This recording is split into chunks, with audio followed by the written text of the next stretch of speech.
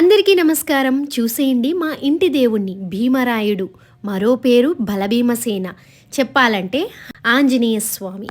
ప్రతి ఇయర్ ఈ టెంపుల్కి వచ్చినప్పుడల్లా దేవుడు పేరిట సేవ చేస్తాము. అంటే అరటి పండ్లు పంచిపెడతామన్నమాట. ఈ అరటి పండ్లు ఇస్తున్నప్పుడు ఆయన నామాన్ని తలుస్తూ మనసులో ఈ అరటి పండ్లు ఇస్తాము. ఈ టెంపుల్ యొక్క హిస్టరీ ప్రీవియస్ షాట్ లో చెప్పాను, ఒకసారి వెళ్ళి చూడండి ఎవరైనా చూడలేదంటే. ఈ టెంపుల్ కూడా చాలా పురాతనమైనది.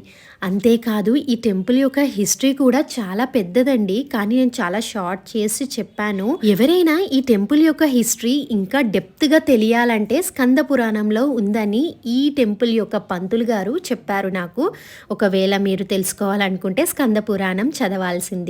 ఇక్కడ అందరూ సేవ చేయించుకున్నారండి. సో సేవ అంటే అందరూ రకరకాలుగా చేస్తారు. మేము ఇలా అరటి పండ్లు అయితే పంచి పెడతాము.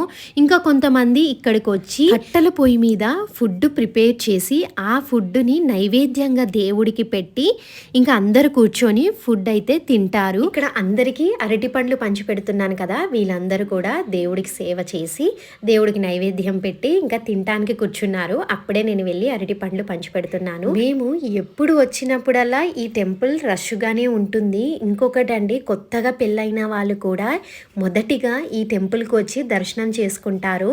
అంతా మంచిగా జరుగుతుందని. పిల్లలు పుట్టని వాళ్ళకి కూడా ఈ టెంపుల్కి వచ్చి దర్శనం చేసుకోవడం వల్ల పిల్లలు కూడా పుట్టారంట. చాలామంది చెప్తూ ఉంటారు మాకు ఈ టెంపుల్కి వెళ్ళినప్పుడల్లా. సరే కానండి, ఇంతకీ ఈ టెంపుల్ మీకు ఎలా అనిపించిందో నాకు కామెంట్ బాక్స్లో కామెంట్ చేయండి. మీకు ఎప్పుడైనా ఇలా అనిపించిందా? శ్రీశైలం, తిరుపతి, అరుణాచలం, శ్రీకాళహస్తి ఇలా పెద్ద పెద్ద టెంపుల్స్కి వెళ్ళినప్పుడు మీరు వెళ్ళిన రోజు దేవుడు మీకు ఎలా కనిపించాడో అలా ఇంటికి వచ్చాక 2-3 డేస్ అయ్యాక మళ్ళీ ఒకసారి మనసులో తలుచుకొని చూడండి. ఆ టైంలో దేవుణ్ణి మనం ఎలా చూసామో అలా అస్సలు కనిపించరు. ఎందుకంటే అలా మైమరిపిస్తారంట, మళ్ళీ వచ్చి దర్శనం చేసుకోవాలని. మళ్ళీ ఆ దేవుళ్ళు కూడా అనుకుంటారంట మనని చూడాలని. అందుకే ప్రతిసారి ఇయర్కి ఒక్కసారైనా మనం శ్రీశైలం, తిరుపతి, అరుణాచలం ఇలా పెద్ద పెద్ద టెంపుల్స్కి వెళ్ళి దేవుడి దర్శనం చేసుకుంటామంట. దేవుడి సన్నిధిలో ఉన్నంతసేపు మనం పాజిటివ్ థాట్స్లోనే ఉంటాం, కానీ నెగిటివ్ థాట్స్ అస్సలు ఉండవు. మనం మళ్ళీ ఇంటికి వెళ్ళినప్పుడు అదే పాజిటివ్ థాట్తో ఉన్నాం అనుకోండి, మన లైఫ్ చాలా పీస్ఫుల్గా ఉంటుంది. మనతో పాటు ఉన్న వాళ్ళ లైఫ్ కూడా చాలా ప్రశాంతంగా ఉంటుంది అన్నమాట. ఇదండి మా ఇంటి దేవుడి జాతర యొక్క విశేషాలు. ఇంతకీ మీకు ఎలా అనిపించిందో నాకు కామెంట్ బాక్స్లో కామెంట్ చేయండి. మళ్ళీ మరో ఇంట్రెస్టింగ్ మినీ వ్లాగ్ తోటి మళ్ళీ కలుస్తాను. అంతవరకు bye bye, see you, take care.